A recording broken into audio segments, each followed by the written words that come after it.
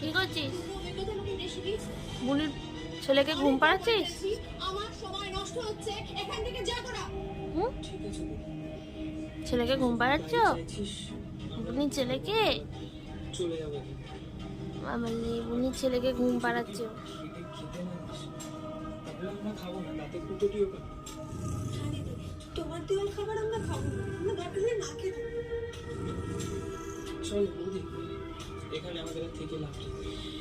নিজের মানুষদেরকে সবাই পর করে দিয়েছে। চল।